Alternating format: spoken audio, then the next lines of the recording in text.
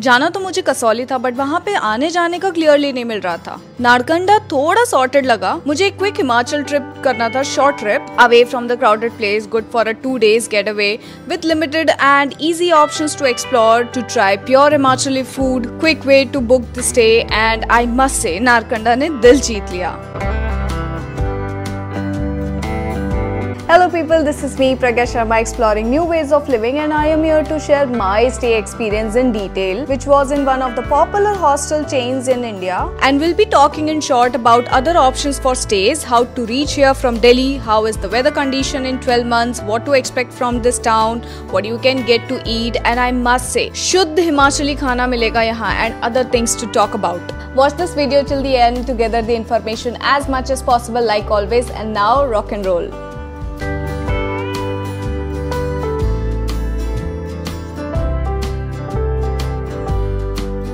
यहाँ पे एक ही हॉस्टल था, तो मुझे इतना एफर्ट नहीं लगाना पड़ा अपने मल्टीपल सर्चेस में। Guys and girls, welcome to the hosteler, which is situated just 2 minutes walk away from the main market. Just like any other hosteler, they also have private rooms and mixed dormitories. मेरे एक हफ्ते के stay में interesting ये था कि मैं यहाँ अकेली ही रही। I mean, कोई और सोलो फीमेल ट्रैवलर आया ही नहीं, एंड रेयरली 1-2 सोलो ट्रैवलर्स थे। ग्रुप में बहुत लोग आते हैं, एंड ये लोग फैमिलीज भी एक्सेप्ट करते हैं। I personally do not like accepting families in hostels. You can check out my reel on Instagram, my top 5 hostel deal breakers after experiencing 50+ hostels in India and around the world. इनका families accept करना business point of view से ही है, वरना hostel खाली जा सकता है। मैंने 2 दिन के लिए 4 bed female dormitory with attached washroom book किया था। उसके बाद मेरी बुकिंग 8 बेड मिक्स डॉर्मेट्री में थी। मैं वहाँ 1 दिन रही, उसके बाद एक ग्रुप की बुकिंग आ गई, सारे लड़के थे। Kinda uneasy for me. Hostel staff ने मुझे रिक्वेस्ट करा रूम चेंज करने के लिए, वो मेरे लिए भी बेटर था, तो मैंने फीमेल डॉर्मेट्री में ही शिफ्ट हो गई। बट ये गलत है, आप 5 to 6 8 लोगों के ग्रुप को एक डॉर्मेट्री में नहीं रख सकते। Anyway, it's their call, but it's wrong. Overall stay अच्छा था, wifi was good to work there, enough covers to protect from the cold, spacious common room. Food मैंने बिल्कुल ट्राई नहीं किया, मेन्यू बहुत एक्सपेंसिव था। मैं तो अपना ब्रेकफास्ट, लंच एंड डिनर बाहर से ही लेके आ जाती थी। बस 2 मिनट के डिस्टेंस पे मार्केट में अच्छे ऑप्शंस थे, मस्त घर जैसा खाना मिल जाता था। नारकंडा की मेरी फूड वीडियो देख लेना, उसमें आपको सारी डिटेल्स मिल जाएंगे, लिंक मैं डिस्क्रिप्शन में अटैच कर दूंगी। And that is it about my stay in Narkanda. What else do you want to know about my stay? Do write to me in the comment section. Next let's talk about other options to stay. तो guys, काफी लोग यहाँ home stage में रहना prefer करते हैं। In fact मुझे भी लगा हॉस्टलर के रेट ज्यादा है, बिल्कुल कम्पिटिटिव नहीं है। वैसे भी लोग यहाँ ऑन एन एवरेज 2-3 दिन के लिए आते हैं। मुझे पता होता तो मैं भी होम स्टे लेती। मे बी 700 to 800 रुपीज में आपको अपना रूम एंड अपनी प्राइवेसी मिल जाए। लिमिटेड होटल्स हैं, वो मेरा लीस्ट फोकस रहता है on a solo trip. If you have been following my content you would no.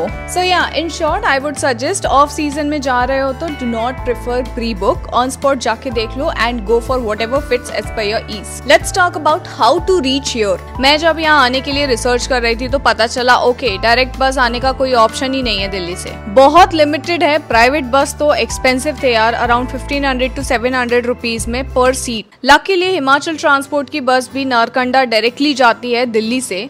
Comparatively better prices थे प्राइवेट से, तो मैंने ऑनलाइन बस बुक की and I boarded AC Volvo HRTC bus from Delhi ISBT at 7:30 in the evening, reached Shimla at 4:30 in the morning. फिर वहां से हमें दूसरी AC बस में शिफ्ट किया एंड मॉर्निंग 5 बजे we started from Shimla and reach Narkanda at 7 in the morning, and that's how I reached here after completing my 12 to 14 hours of journey. And सुनो, नारकंडा टू दिल्ली मुझे कोई डायरेक्ट बस का ऑप्शन नहीं मिला, तो मैंने शिमला से HRTC AC बस कैच किया। इन शॉर्ट, कोई भी दिक्कत हो तो शिमला आ जाओ, फेमस नियरेस्ट पॉइंट है। नारकंडा से डिस्टेंस अराउंड 65 किलोमीटर्स है। लोकल नॉन AC बस काफी चलती हैं। नेक्स्ट टॉपिक, कैसा वेदर रहता है यहाँ 12 महीने। December to March snowfall period रहता है, टूरिस्ट को काफी पसंद है, and because Narkanda is famous for skiing तो बहुत भीड़ होती है।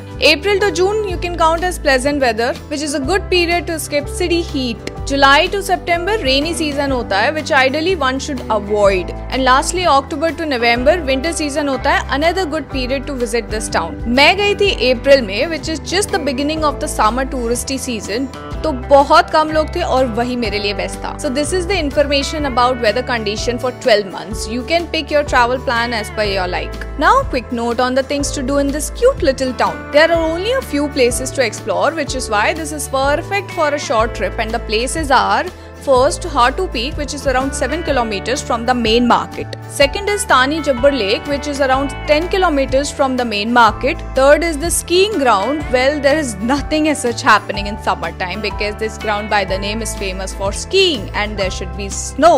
Fourth and lastly, the small main market. इस टॉपिक पे डिटेल इन्फॉर्मेशन चाहिए तो you can check out my places to explore in Narkanda वाला video. I will add the link in the description. Now a little note on food in Narkanda.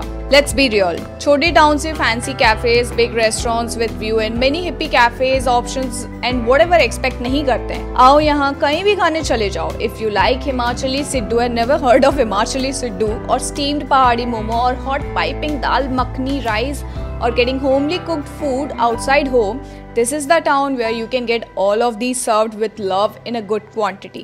थोड़ा सा मुझे hurt हुआ जब कुछ ट्रैवलर्स को यहाँ पता चला अरे सिर्फ इतने ही है, यहाँ पे कुछ कैफेज वगैरह है ही नहीं.